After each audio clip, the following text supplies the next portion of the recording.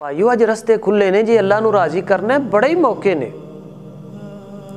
अज पिंडां दे पिंड बेनमाज ने, गलियां दियां गलियां, महल्लियां दे महल्ले, घरां दे घर।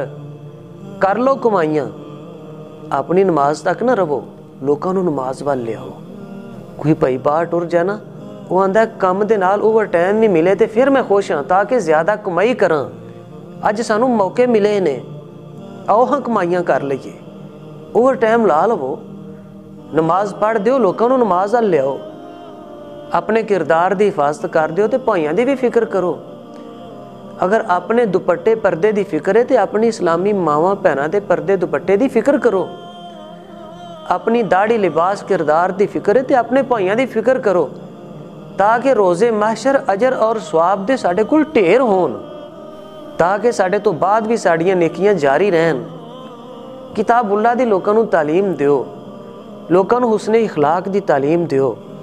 दुनिया दे उत्ते कोई चंगा बूटा ला जाओ। भाईओ जन्नत आलियां नूं कोई हसरत नहीं जे रहनी।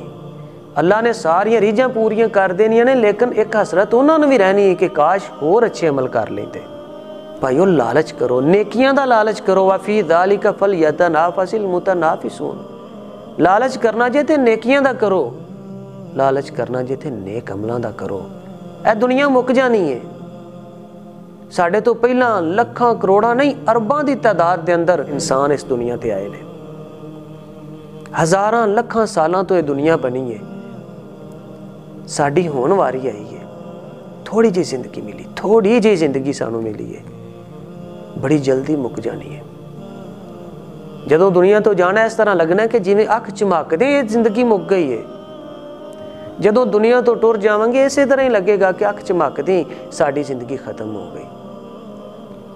फिर साडे तो बाद होर कईयां दी वारी आ जानी है, होर कईयां ते फस जाने आजमाइश के अंदर।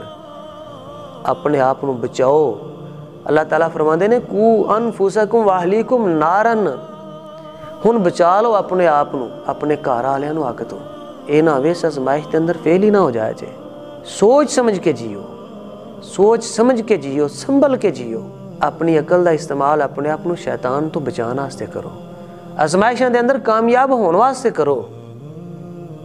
ये सारी अकल दुनिया वास्ते इस्तेमाल ना कर दिया जे, कुछ आखिरत वास्ते भी इस्तेमाल करो। जेड़े दुनिया वास्ते जींदे ने उन्होंने तो बेवकूफ कहा गया है, जेड़े आखिरत वास्ते जी गए उन्होंने अकलमंद कहा गया है।